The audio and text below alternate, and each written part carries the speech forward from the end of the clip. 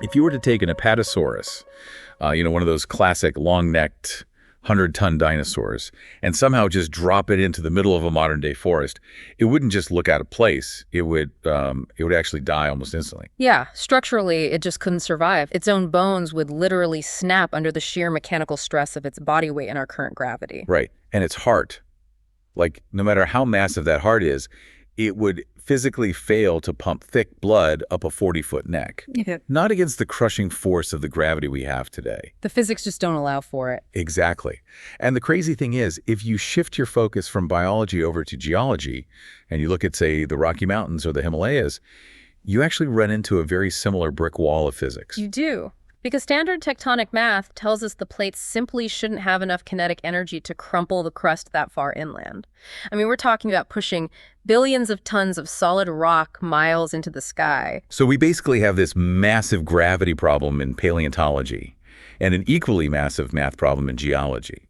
And today, for you, our listener, we are jumping into a brand new deep dive to unpack all of this. And the sources we're looking at today offer a wild solution to both of these paradoxes. Oh, it is completely mind-bending. The sources we've gathered, excerpts from papers on things called planetary grafting and the double planet merger hypothesis, they suggest that the Earth you are standing on right now is actually a chimera. Hybrid. Yeah, hybrid formed when a massive deep water planet physically swallowed a smaller alien world whole. Okay, let's unpack this because I'm so ready to pull this apart. It's definitely a profound departure from textbook geology, that's for sure. I mean, when we look at the standard models taught in universities, we treat the Earth as this closed, isolated system, right? Something that's just been slowly churning away on its own for 4.5 billion years. Right, just boiling rock doing its thing. Oh, exactly.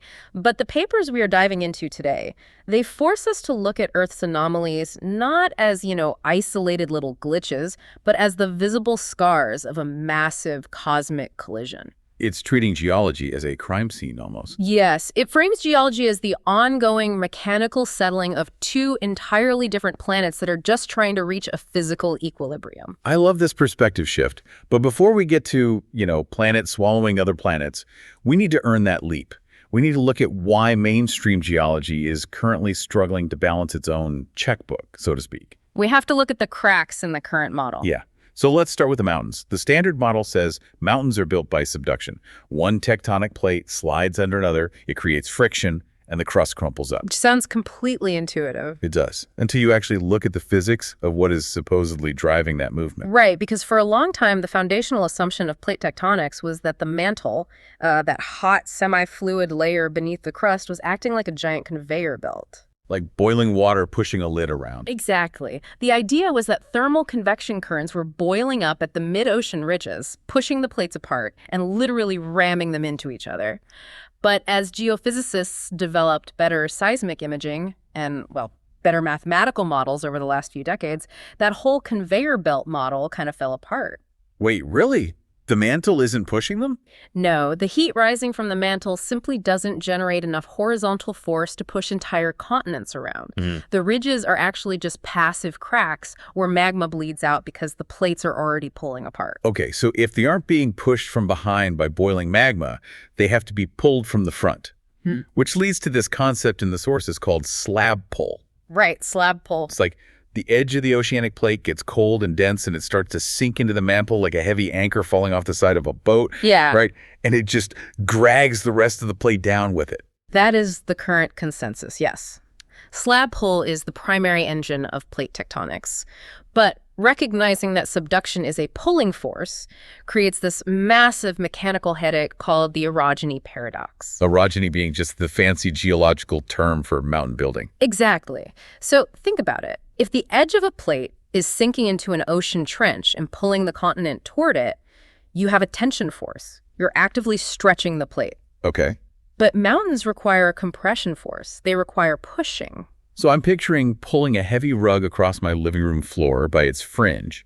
The rug is going to slide flat, right? It's under tension. Right. If I want the rug to bunch up in the middle and form a little mountain, I have to push it from the back. I can't bunch a rug by pulling it. So how on earth does a pulling force at, say, the coastline of California crumple the crust 1,000 miles inland to create the Rocky Mountains? It's a great question. And mainstream geology attempts to bridge that gap with a theory called flat slab subduction. Flat slab subduction. Okay. The proposal is that instead of the oceanic plate sinking straight down into the mantle at a steep angle, it somehow slid perfectly horizontally underneath the North American continent. Wait, horizontally? For how far? For over 1,000 miles, just scraping along the underside of the crust before it finally decided to sink. The idea is that this massive underbelly scraping generated enough friction to crumple the continent far inland. But the math for that friction must be astronomical. You were talking about two massive slabs of solid rock, thousands of miles wide, just grinding against each other. It is. The gravitational potential energy required is staggering. Yeah. Physicists who try to calculate the energy budget for this, they find that the numbers simply do not add up. Because the anchor isn't heavy enough. Exactly. The supposed pull of the sinking slab at the trench barely generates enough force to overcome the immense friction of dragging itself under a continent, let alone having enough leftover energy to lift billions of tons of solid rock miles into the sky against the force of gravity. So the plate would just break. The math suggests it would just snap under the tension long before it ever lifted the Rockies. The standard model is essentially proposing a machine that outputs more energy than it takes in. Wow. Okay, so we have an engine that is mathematically too weak. But looking at the sources, it's not just the mechanical energy that's missing, right? The actual building materials of the continents don't make sense either. No, they don't. And this brings us to the granite problem. The granite problem. Because people just think of rock as, well, rock. Right, but it's not all the same. The continents we live on are made of granite, and the ocean floors are made of basalt. And they are profoundly different materials. Basalt is the dense, dark, heavy stuff, right? Yeah. And it's everywhere. Like Mars is covered in it, the moon is covered in it. The default rock of the solar system, basically. But granite is this light, fluffy, silica-rich material that is practically unique to Earth. It's literally why our continents float so high above the ocean basins. And that rarity is a crucial anomaly. In the standard model, granite is supposed to be a byproduct of plate tectonics. The theory is called fractional crystallization. Which means what, exactly? It means as the heavy basaltic ocean floor subducts and melts into the mantle, water mixes with the magma. And certain elements melt at lower temperatures than others. Okay, so the lighter stuff melts first. Right. The lighter, silica-rich materials supposedly melt first and rise to the surface as granite, leaving the heavy iron and magnesium behind. And over billions of years of this endless recycling, the theory goes, enough of this light scum floated to the surface to form the continents. It's like boiling down a massive vat of seawater to get a tiny pinch of salt, but doing it with rocks. That's a very good analogy. But the problem our sources point out is the sheer volume. We have roughly 148 million square kilometers of continental crust, and some of it is dozens of miles thick. It's a massive amount of material. The distillation process required to produce that much granite from basalt would require perfect conditions running uninterrupted for an impossibly long time. And then we hit the ultimate roadblock, which I found fascinating in the reading, ancient zircons. Yes, the zircons. Zircons are zirconium silicate crystals. They are incredibly durable. They're nature's ultimate time capsules. Because they survive everything, right? Almost everything. They can survive being eroded, buried, and even partially remelted. And what's fascinating here is that when a zircon forms in magma, its crystal lattice readily absorbs uranium atoms, but completely rejects lead. Oh, wow. Which gives scientists a perfect atomic clock. Exactly, because uranium is radioactive and decays into lead at a very specific known rate. So if you find a zircon and you measure the ratio of uranium to lead inside of it, you know exactly how long ago that crystal cooled and locked shut. That is so cool. And the radiometric dating is really robust, right? It is the gold standard. And geologists have found zircons in the Jack Hills of Western Australia that unequivocally date back 4.4 billion years. 4.4 billion, which is barely 100 million years after the Earth supposedly formed. Right. But the true anomaly isn't just their age. It's their chemical signature. Right, the isotopes. Yes. By analyzing the ratio of oxygen-18 to oxygen-16 isotopes trapped inside those crystals, geochemists can determine the temperature and the exact environment in which that magma originally cooled. And the oxygen isotopes in those 4.4 billion-year-old zircons say they formed in a cool, wet, granitic environment. They formed in a place with liquid water and continental crust. Which breaks the entire textbook timeline. Completely breaks it. Because at 4.4 billion years ago, the standard model dictates that Earth was in the Hadean Eon. It was a hellscape, a violently boiling ocean of magma constantly bombarded by meteors. There was no liquid water, and there certainly hadn't been billions of years of tectonic recycling to distill any granite. So how does mainstream geology explain that?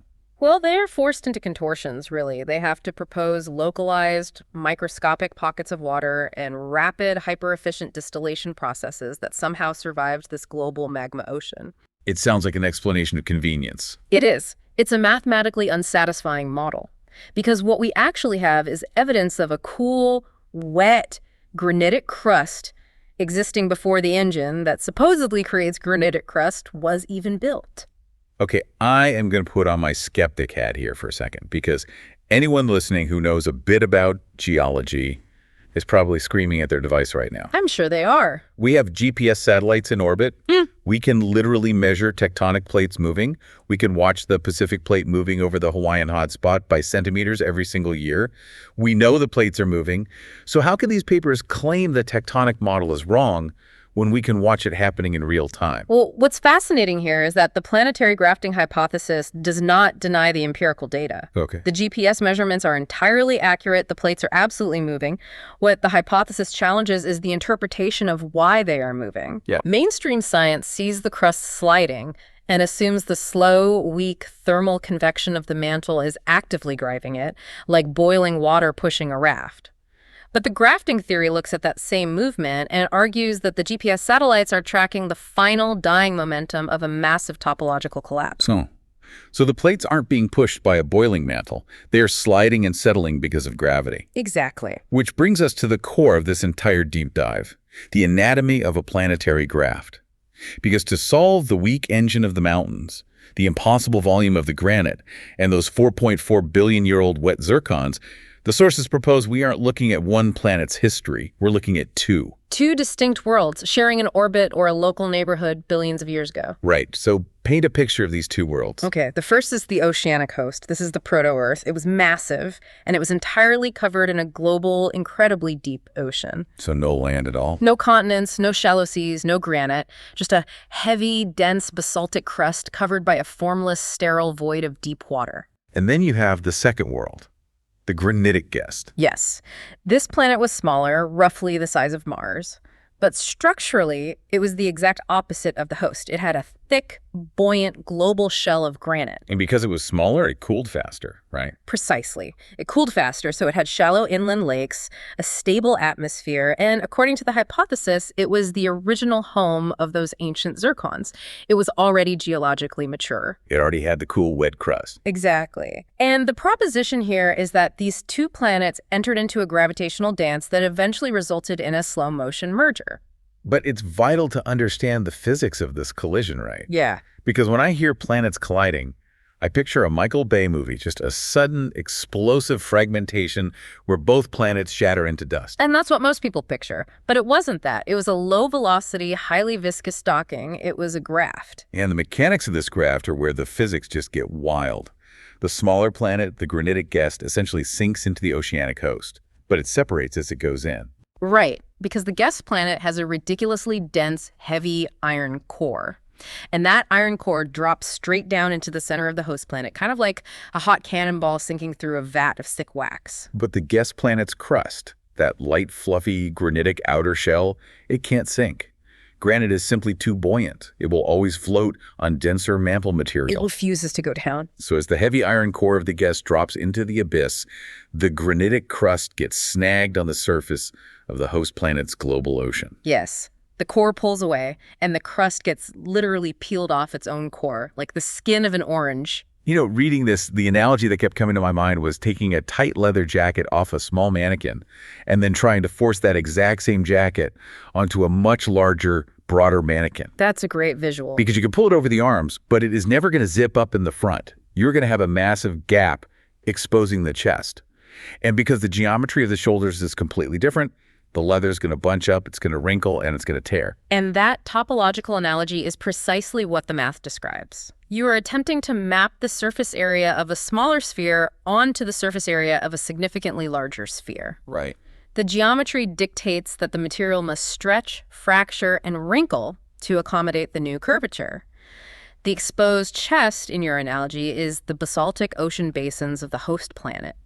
The torn, wrinkled leather represents the continents. They are the fragmented petals of the Granitic Guest's skin, just spreading out to wrap around a larger globe. Yes. And the sources back this up with a mathematical correlation that, honestly, it stopped me in my tracks when I read it. It's the surface area calculations. The math is incredible. If you measure the surface area of Earth's liquid outer core today, it comes out to roughly 152 million square kilometers. Oh. And if you measure the surface area of all the continental crust on Earth, every scrap of granite, it is roughly 148 million square kilometers. It is a near one-to-one mathematical match. How does standard geology explain that? Yeah. That the core of our planet happens to be the exact same size as the landmass floating on the surface. Standard geology views it as an absolute coincidence. There is no mechanical link in the standard model between the size of the outer core and the volume of continental crust. They are treated as completely independent variables. Wow. But in the grafting model, this is the smoking gun. The liquid outer core of the Earth is not just melted iron, it is the physical boundary of the swallowed guest core. The surface of that core was the original foundation for the granitic crust before it was peeled off. So the liquid iron acted as the release agent. Exactly. It was the lubricant that allowed the granitic skin to slip off its own core and bloom across the host planet. But what about that missing 4 million square kilometers? Because you have 152 for the core, 148 for the crust. Where did that extra skin go? The hypothesis accounts for that gap through what they call the deformation buffer. Okay, what is that? Well, when you peel a planetary crust and drag it across a larger sphere, it doesn't just glide smoothly. There is immense friction.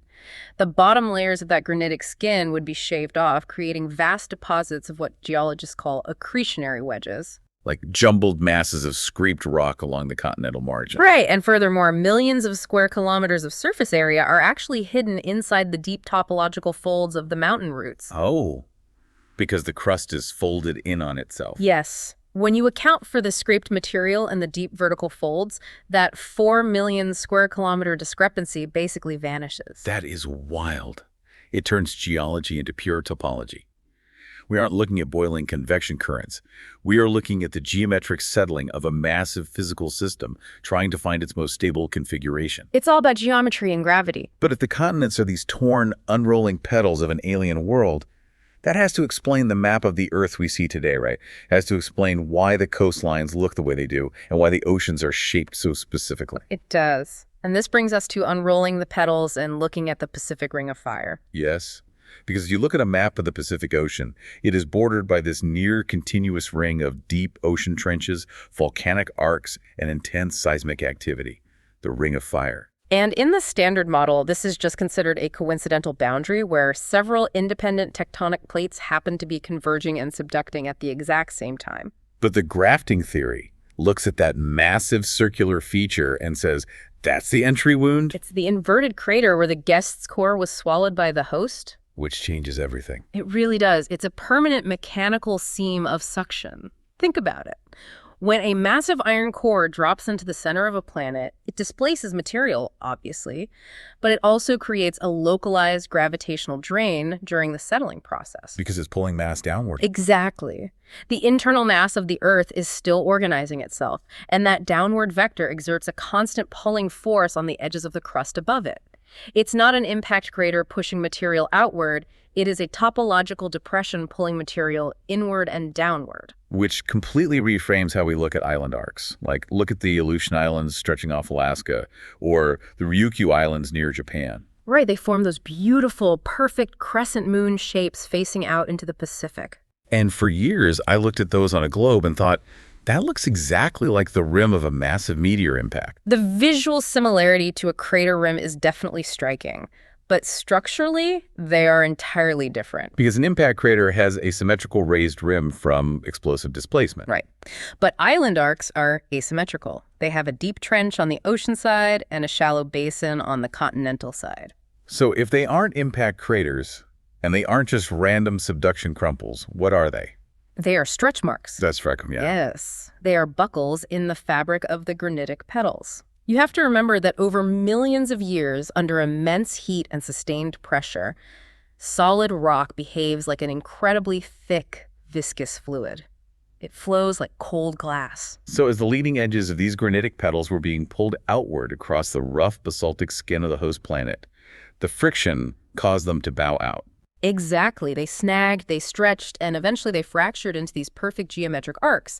And the intense friction of that scrape is what melts the lower rock and fuels the continuous volcanic activity we see along those arcs today. That makes so much mechanical sense. Yeah. And it leads directly to the Mariana Trench. I mean, it's the deepest place on Earth, this terrifying 11-kilometer gash in the floor of the Pacific. And mainstream geology just says it's a spot where really old, heavy ocean crust is sinking under its own weight. But the sources describe it as a suction pucker. A suction pucker, yes. Imagine the original basaltic crust of the deepwater host planet as a thick, elastic layer of fabric stretched tight. When the massive guest core sank through the mantle beneath the Pacific, it dragged that elastic fabric down with it. Oh, wow. The Mariana Trench isn't just crust passively falling. It is a physical pleat pulled downward by the immense, localized suction of the descending core. Okay, wait. Let me think about the physics of that.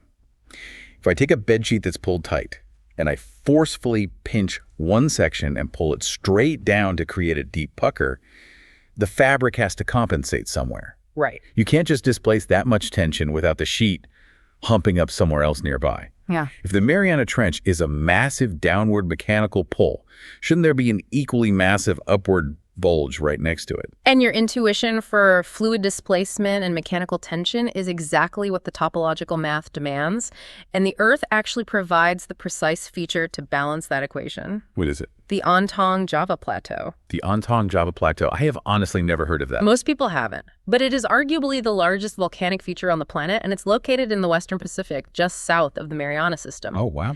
It is an absolutely massive submerged continent made entirely of basalt. We're talking roughly the size of Alaska, and mainstream geology struggles immensely to explain why such a colossal volume of magma would erupt in one centralized location in the middle of the ocean. What do they usually blame it on? They typically attribute it to an unusually large mantle plume or hotspot, but the physics of generating that much melt all at once are highly debated. But under the grafting theory, it's not a random hotspot at all. The Ontong Java Plateau is the mechanical up to the Mariana Trenches down. It's hydrostatic pressure.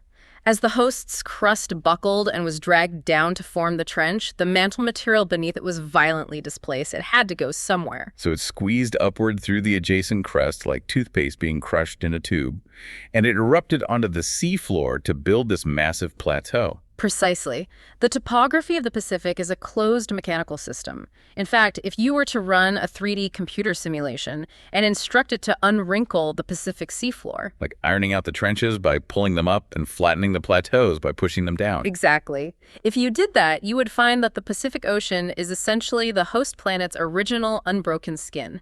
It has simply been shrunken, folded, and pleated to make room for the spreading granitic petals in the Atlantic Hemisphere. That is unbelievable. And, it completely solves the speeding ticket of India, too. Ah, yes, the speeding ticket of India. This was always my favorite anomaly when looking at the standard Pangea model. According to standard continental drift, the Indian subcontinent broke off from Madagascar, and then it literally sprinted across the ancient Tethys Ocean at something like 15 to 20 centimeters a year to smash into Asia and build the Himalayas. Which, in geological terms, is impossibly fast. Right. Thermal mantle convection simply cannot move a continent that massive that quickly. The velocity of the Indian plate is a well-known paradox in geodynamics. It requires a driving force that mantle convection models just struggle to provide. But if geology is topology, India didn't sprint across an empty ocean. No, it didn't. The granitic skin of the guest planet was already continuous. It was already connecting India and Eurasia. So as the swallowed core sank and the spherical geometry of the planet forced the surface to adjust, it just pulled on that continuous skin. The space between India and Asia simply crumpled together. Like an accordion being squeezed shut. It is a compression fold within a single continuous sheet, rather than two separate rafts colliding from afar. And what's brilliant is that this elegantly resolves a massive paleontological mystery as well. The fossils on Everest. Exactly. We find fossils of complex, shallow marine life at the very summit of Mount Everest. Mainstream geology suggests these marine sediments were scraped off the bottom of the oceanic plate as India plowed into Asia and then hoisted 5 miles into the air. Which requires an insane amount of lifting power. But if the Granitic Guest was already covered in shallow, inland seas, teeming with life, those fossils were never at the bottom of the deep ocean. Right. They were already living in the shallow lakes of the granitic kettle. When the skin crumpled like an accordion, those ancient lake beds were simply folded upward into the sky. The fossils didn't travel miles vertically. The ground they were buried in just wrinkled. The mechanical elegance of this model is really striking, but it requires us to address the timeline, because a planetary merger of this magnitude does not happen in a geological instant. No, obviously not. The physical stretching, the peeling of the crust, the dropping of the core, this is a process that takes hundreds of millions of years. And during that time, the Earth was not a perfect sphere. Which brings us to the peanut phase. And listener, if you have ever wondered how giant dinosaurs actually functioned, this is where the physics of the merger provides the ultimate answer. Because when two planetary bodies of sufficient mass collide at low velocities, they don't immediately meld into a perfect globe. The internal friction, the viscosity of the rock, and their competing angular momentums cause them to stall. So for hundreds of millions of years, the Oceanic Host and the Granitic Guest were locked in a contact binary phase. They resembled a giant rotating peanut. A peanut Earth. I mean, it sounds absurd until you look at the gravitational physics of that specific shape. If you have two massive planetary lobes connected by a thick neck, the gravity on the surface isn't uniform like it is on a sphere. Exactly.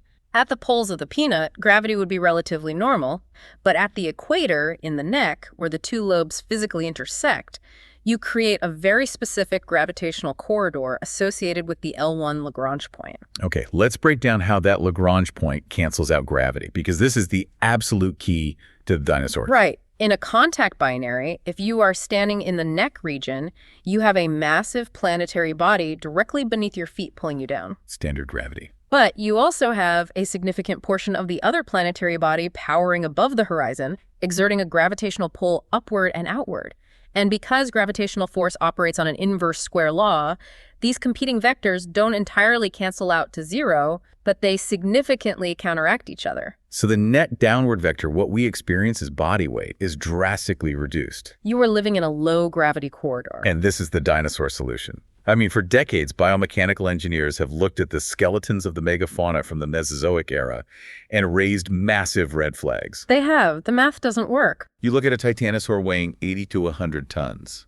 In our current 1G gravity environment, an elephant, which weighs maybe 6 tons, is pushing the extreme structural limits of mammalian bone and muscle. Yeah. Like if an elephant trips and falls, the impact can be fatal just from its own mass. The square cube law is the insurmountable wall here. As an animal grows larger, its volume and mass increase by the cube, but the cross-sectional strength of its bones and muscles only increases by the square. So a 100-ton dinosaur is a mathematical impossibility in 1G. Its bones should fracture under the static load, and the fluid dynamics are even more problematic. A brachiosaurus had a head 40 feet in the air. To pump thick, heavy blood against 1G gravity up a 40-foot vertical pipe requires a heart so massive and blood pressure so high that the sheer hydrostatic pressure would burst the vascular system in the lower body. Wow. And the mainstream biological models require us to believe in these hyper-efficient, magical biological adaptations, like valves and air sacs that somehow cheat physics. And then you have the Quetzalcoatlus. Oh, the flying reptile with a 35-foot wingspan. Right. Aerodynamicists have proven that in a 1G environment with our current atmospheric density, it couldn't generate enough lift to get off the ground without shattering its wing bones. But the peanut phase changes the foundational physics. In that low-gravity corridor, a 100-ton titanosaur isn't fighting 1G, it's fighting maybe half of that. The megafauna of the Mesozoic were not evolutionary anomalies struggling against physics. They were perfectly elegantly adapted to the ambient physics of their environment. They were built for a low-gravity world. It's like they were playing the game of life on a low-gravity cheat code. They could grow massive, they could pump blood easily, they could fly with enormous wings. But then, 66 million years ago, The server reset. The KPG boundary, the sudden catastrophic mass extinction event that wiped out 75% of all plant and animal species on Earth. And the textbook says a 6-mile-wide asteroid hit the Yucatan Peninsula in Chicxulub, Mexico, threw up a dust cloud, blocked out the sun, and basically starved the dinosaurs. But the grafting theory argues the asteroid was just the final trigger, or perhaps even just a symptom of a much larger structural failure. Because 66 million years ago, Yeah. the neck of the peanut finally yielded. Right. After hundreds of millions of years of thermal decay and the shifting of mass, the viscous friction holding the contact binary together finally liquefied.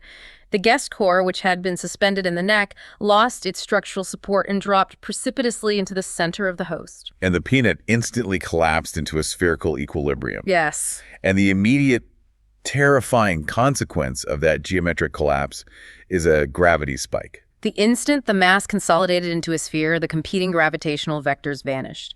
The L1 Lagrange point dissolved. Gravity across the entire globe snapped to a single, unified radial center, our modern 1G. I mean, imagine being a 100-ton titanosaur. Over the course of what might have been just a few weeks or months of intense seismic settling, your effective body weight doubles, maybe triples. It's a nightmare. You didn't starve to death because of a dust cloud. You were crushed by your own body. Your legs snapped under the sudden load. Your massive heart suddenly couldn't pump blood up your neck. You literally suffocated under your own rib cage. It was a mechanical extinction. It is a biomechanical collapse, and it perfectly explains the survival filter of the KPG boundary. I mean, why did the small mammals and the avian dinosaurs, the birds, why did they survive? Scale. Scale. If you are an early shrew hiding in the brush weighing 100 grams and gravity suddenly spikes so you effectively weigh 300 grams, it is a significant metabolic stress. But your skeletal structure is more than robust enough to handle the proportional load. Small creatures survive gravity spikes. Massive creatures do not. That makes perfect sense. But it's not just the biology that proves this 66 million year timeline, right? Geology backs it up with one of the most glaring anomalies on the map, the seafloor age anomaly. It's a huge piece of evidence. Because the Earth itself is 4.5 billion years old. We have continental crust that is 4 billion years old. But if you look at a geological map of the oceanic crust, the basalt floor of the oceans, the average age is only 64 million years. Right, and the absolute oldest fragments wedged in corners are maybe 200 million years old. So where is the ancient ocean floor? Mainstream geology insists the ocean floor is just constantly being recycled into the mantle at subduction zones, like a conveyor belt, completely replacing itself every 200 million years. But the spherical collapse provides a much more catastrophic and, well, singular mechanism. Because 66 million years ago, when the peanut snapped into a sphere, the total surface area of the planet changed violently. The geometry shrank. The old basaltic skin of the host planet was catastrophically shattered, folded, and subducted as the sphere tightened. And as the crust tore open during the collapse, it was paved over by a massive global pulse of new volcanic basalt bleeding out from the mid-ocean ridges to heal the wounds. So the ocean floor we map today is not a continuous, steady-state conveyor belt. It is the fresh scar tissue of that specific 66 million-year-old spherical collapse. And we can actually verify the chaos of this core drop through paleomagnetism. Oh, paleomagnetism. Let's explain this to the listener because this is essentially the physical record of the Earth's core. It is. When lava cools, the iron minerals inside it align with the Earth's magnetic field, almost like tiny compass needles locking into place. So we can read the seafloor like a barcode to see what the magnetic poles were doing millions of years ago. And the barcode tells a fascinating story. During the long Mesozoic era, the age of the dinosaurs, the era of the peanut, the Earth's magnetic field was remarkably stable. There was that period, the Cretaceous normal superchron, where the magnetic poles did not flip for nearly 40 million years. Which represents the stable, locked-in phase of the contact binary. The cores were stationary relative to each other. But right around 66 million years ago, that stability vanishes. The magnetic reversals go into an absolute frenzy. The north and south poles start flipping constantly, geologically speaking. That geomagnetic frenzy represents the mechanical chaos of the guest core plunging into the host core. You suddenly have two distinct dynamos of liquid iron violently churning together, mixing their thermal and magnetic currents as they merge into a single, highly disturbed, unified core. So the magnetic field didn't just drift, it was physically traumatized. Exactly. Traumatized. It is staggering to think about the violence of that moment. But as we move forward in the sources, we have to look at the other side of this collision. We've covered the physical mechanics, the graft, the keynet, the spherical collapse. But this isn't just a story about dead rock. Far from it. The sources frame this entire planetary merger as the ultimate cosmic fertilization. So we are moving into the biological handover. Because if we expand our view to encompass what these papers call the universal law of complexity, we realize that the physical merger of the rock is completely inseparable from the biological merger of the biosphere. Right.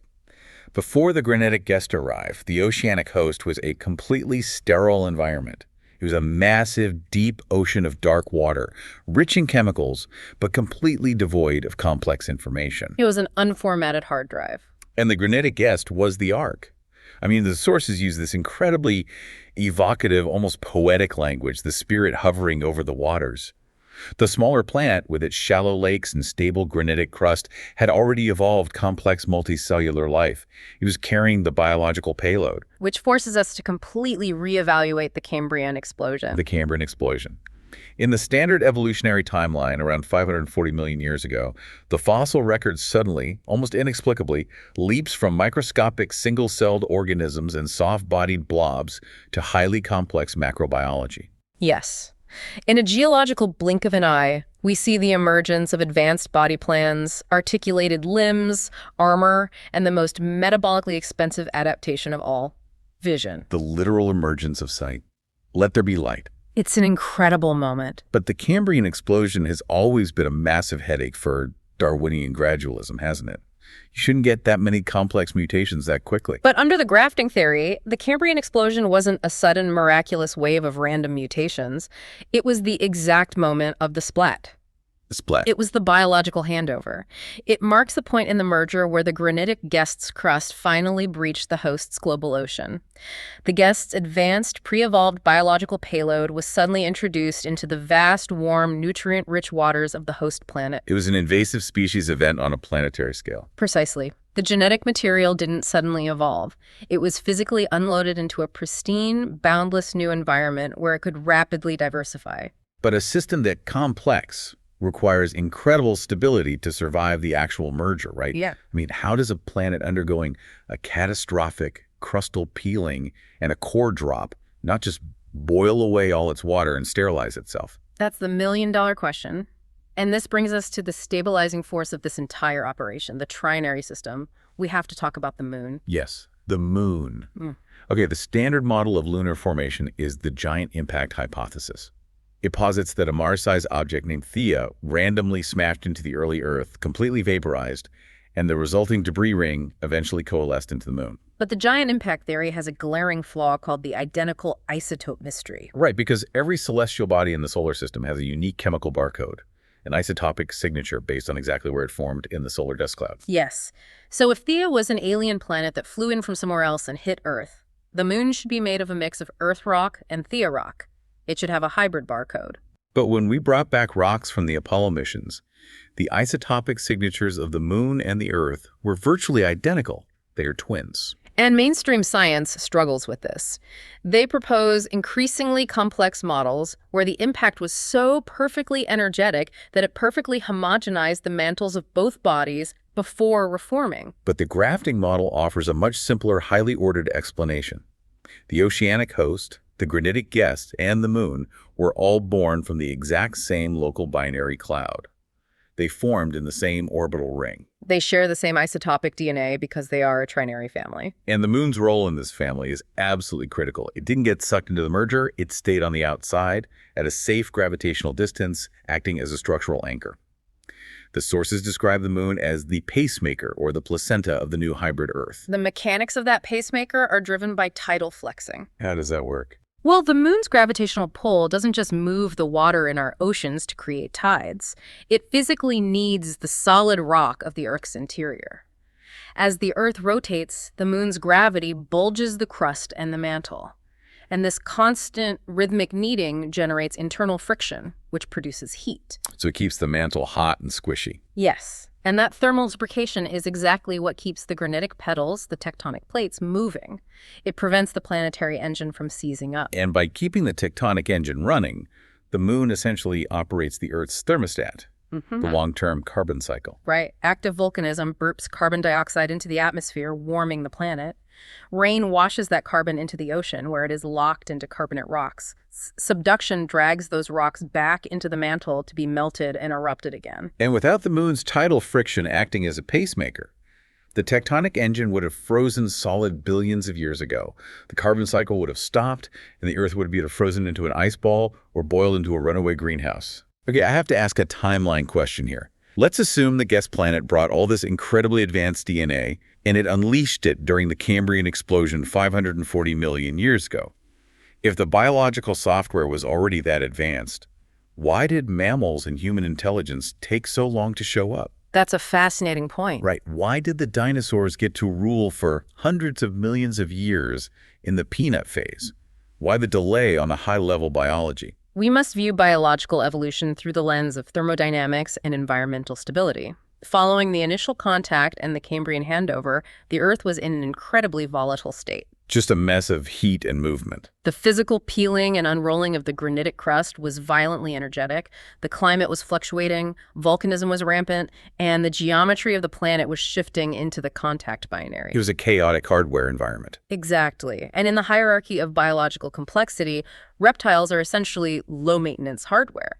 They're ectothermic, meaning cold-blooded. They rely on the ambient environment for heat. Right. They don't have to generate their own. And they lay eggs, effectively outsourcing the energy-intensive process of gestation to the warm environment, allowing the parents to abandon the offspring and conserve resources. Reptilian biology is rugged, efficient, and perfectly suited to survive and dominate a hot, chaotic, shifting world. But mammals are a completely different paradigm. Mammals represent internalized complexity. Yes, mammals are endothermic. They are warm-blooded. That requires an immense continuous intake of caloric fuel just to maintain baseline operations. They gestate, live young internally, draining the mother's resources, and then invest massive amounts of energy in nurturing that young after birth. This is high-level, extremely delicate mammalian software. And you can't boot up a delicate next-gen software program while the physical motherboard of the computer is still being violently soldered together. The system would crash. So the biological progression had to wait for the 66 million year spherical stabilization? Exactly. Once the core finally dropped, the gravity spiked, the dinosaurs were removed, and the planet settled into a stable, spherical thermal equilibrium. The environment was finally regulated enough for the high-energy mammalian software to safely execute and flourish. That reframing of evolution as a response to planetary thermodynamics is just brilliant. But it makes me wonder, if this merger is the universal recipe for complex life, why did it only work here? What happens if the solder doesn't cool right? We just have to look at our neighbors. Right. If we look at our nearest neighbors in the solar system, we see the exact opposite of our vibrant Earth. We see dead worlds. And the sources frame Mars and Venus as the failed graphs. They are the control groups for the Earth experiment. They perfectly illustrate the narrow parameters required for a successful merger. Let's examine Mars. Mars is the paradigm of the frozen merger. Okay, the frozen merger. When you look at the topography of Mars, the northern hemisphere is a vast, smooth, low-lying basin, while the southern hemisphere is heavily cratered, rugged highlands. This is known as the Martian dichotomy. It looks exactly like it suffered a catastrophic impact early in its history. The Borealis Basin is a massive scar. It was an impact, but the composition of the gas that struck Mars was fundamentally wrong. It was not made of buoyant, silica-rich granite. It was made of dense, heavy basalt. Oh, so when it collided with Mars, it didn't peel into floating petals. It sank like a stone. It drove deep into the Martian mantle, burying any protocontinents that might have been forming on the surface. And because Mars is significantly smaller than Earth, its ratio of surface area to volume caused it to radiate its internal heat into space much faster. So the entire mechanical merger simply froze in place. It locked up. Mars became a stagnant, single-plate world, incapable of cycling carbon or sustaining an atmosphere. Earth is a successfully completed jigsaw puzzle. Mars is a puzzle where someone spilled half the pieces on the floor and then glued the box shut. But Venus is a terrifying scenario. Venus is a puzzle that got glued together halfway through the process, trapping all the internal heat underneath until the entire table caught fire. Venus represents the stalled merger. And scientifically, it provides the ultimate falsifiable test for this entire planetary grafting hypothesis. A falsifiable test. Yes.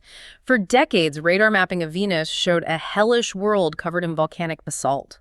But it also revealed massive, rugged, elevated highland regions, features known as tesserae, such as Ishtar Terra and Aphrodite Terra. And they look suspiciously like continents. A major study published recently analyzed the gravity data over these tesserae and suggested they have thick, low-density, craton-like roots extending deep into the mantle, incredibly similar to the ancient granitic cores of Earth's continents. Meaning those highlands might actually be floating blocks of granite. Exactly. And the scientific community is preparing to test this. NASA's upcoming Veritas and Da Vinci missions are designed to pierce the thick Venusian atmosphere and analyze the exact chemical composition of those highland rocks. Wow.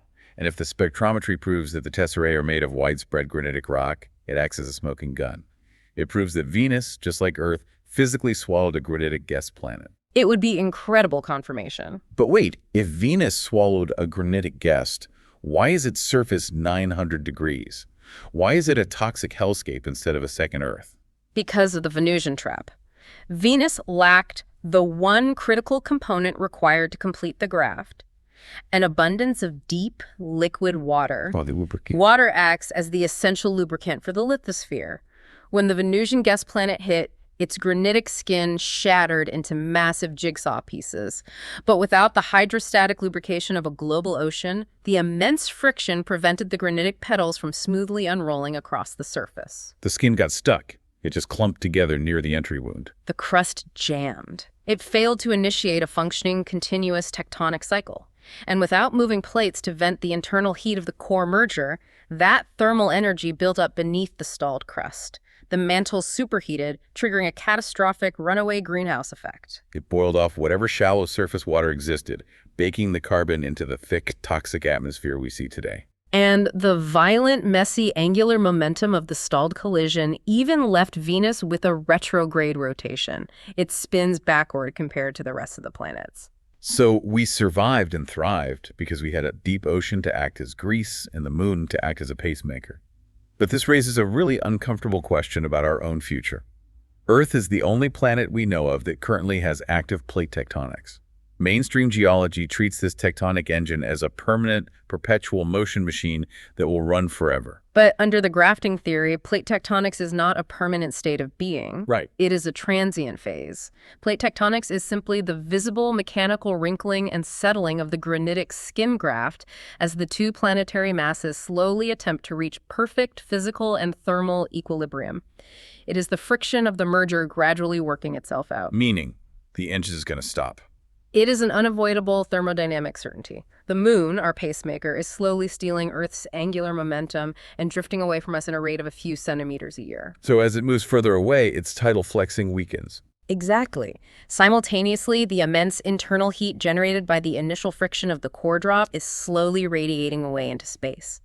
As the physical merger finally completes and the Earth approaches a perfect spherical equilibrium, the driving forces of continental drift are inherently slowing down. We are on a long, slow trajectory toward tectonic stasis. Earth will eventually lock up, just like Mars and Venus, and the carbon cycle will cease. That is a chilling thought, but it forces us to zoom out. We need to move into the final segment of our deep dive, the universal law of complexity. Because the sources don't just stop at the physical geology of rocks. They extrapolate this merger into the underlying physics that governs the entire universe. We are stepping into teleological philosophy here. We are. It challenges our fundamental perception of the universe's trajectory. Classical thermodynamics, specifically the second law, dictates that the universe is a winding down clock. It states that all closed systems inevitably decay into entropy, into uniform, cold, disordered chaos. The idea that a perfectly organized room will always slowly degrade into a messy room over time, and it takes work to organize it again. Right. But information theory asks us to redefine what we consider messy. What if what we perceive as entropy is simply uncoded information? To a telescope, the collision of two massive planets looks like the ultimate messy disaster. It is a chaotic explosion of heat and shattered rock. But when viewed through the lens of the universal law of complexity, that collision is a highly ordered, teleological process. It is planetary sex. Yes. Planetary sex. I love that phrasing. It's two distinct, incomplete halves, the wet basaltic host and the dry biological guest, violently combining their genetic and chemical material to create a hybrid system capable of supporting a vastly greater density of information than either could alone. As above, so below. The same fundamental teleological force that drives microscopic amino acids to spiral together and form the incredibly complex double helix of DNA is the exact same macro force that spirals massive planetary bodies into contact binaries to merge their cores. So the universe is not a random roll of the dice decaying into dust. It exhibits a relentless structural flow toward localized points of extreme complexity. Which completely shatters the rare Earth hypothesis. For decades, we've thought Earth was this lonely, accidental miracle. We had the right water, the right crust, the perfectly sized moon, all by pure astronomical luck. But if this law of complexity holds true, the peanut merger configuration isn't a fluke. The trinary system of a host, a guest, and a pacemaker moon is the standard operating procedure.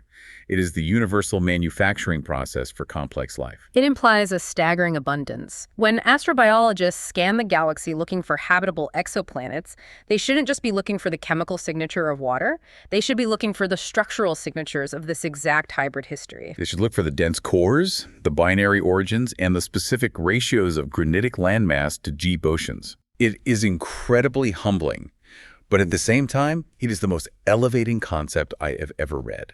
It means humanity isn't just a cosmic mistake or a random byproduct of a meaningless universe. If a planet is quite literally a machine designed by the laws of physics to optimize and generate complexity, then we are simply the conscious carbon cycle. Yes. We are the final, self-aware wrinkle in the granitic pedal, specifically designed by the system to look back at the Earth and figure out how the machine was built. It shifts the philosophical paradigm entirely. It replaces the theological concept of a supernatural intelligent design with the observable physical law of increasing complexity. The supposed fine-tuning of our universe, the perfect gravitational convetant, the exact salinity of the oceans, the precise distance from the sun, it isn't magic. No. It is the biological gravity of a massive thermodynamic system relentlessly optimizing itself to support higher and higher densities of coded information. So let's recap this mind-bending journey. We started this deep dive by looking at a map, thinking the ground beneath our feet was a fixed, solid, unquestionable foundation. Now we know the math of the mountains proves they aren't just collisions. They are the compressed wrinkles of an alien skin being stretched over a larger world. Right. Dinosaurs weren't impossible, physics-defying monsters. They were the apex biomechanical creatures of a low-gravity peanut world. Our Earth is a chimera. The granite we build our cities on is the stolen crust of a smaller planet, and the Mariana Trench is the deep suction pucker of a swallowed core still settling into the abyss. It fundamentally rewrites what it means to be an Earthling. Every time you step outside, you are walking on the remains of the Granitic Guest, and when you look out over the ocean, you are seeing the exposed skin of the Oceanic Host. And I want to leave you, our listener, with one final provocative thread to pull on. We talked about how Earth's tectonic engine is currently slowing down. The heat is dissipating. The moon is drifting away. As the Earth reaches perfect spherical and thermal equilibrium, the tectonic plates will eventually lock up. The carbon cycle will die, and the Earth will suffocate like Venus. That is the long-term forecast. But what happens next? What if the universe specifically timed the rise of human intelligence to perfectly coincide with this geological slowdown? The transition of responsibility, the shift from biological maintenance to technological maintenance. Exactly. In astrophysics, they talk about a Kardashev Type I civilization, a species that has advanced enough to harness and control the total energy output of its entire home planet. Usually we think of that as just a cool sci-fi milestone for energy consumption. Right. But what if becoming a Type I civilization isn't just an achievement? What if it is the planet's automated self-maintenance system booting up just in time? As the biological hardware of the planet begins to fail, the cognitive software steps in to take control. Yes, we are the planetary thermostat. We aren't just here to consume. We evolved precisely at the moment the tectonic engine started failing so that we could step in. We are destined to manually lubricate the tectonic engine, manage the atmospheric carbon cycle, and artificially maintain the thermal equilibrium before the natural engine dies completely. We are the universe's ultimate fail-safe mechanism, learning how to repair our own hardware. Thank you all for joining us in the deep end today. The next time you look at a globe, or hike up a mountain, or skip a stone into the ocean, I hope you remember that you're interacting with the scars of a cosmic marriage. Keep questioning the map, keep looking for the wrinkles, and never stop exploring the ground beneath your feet.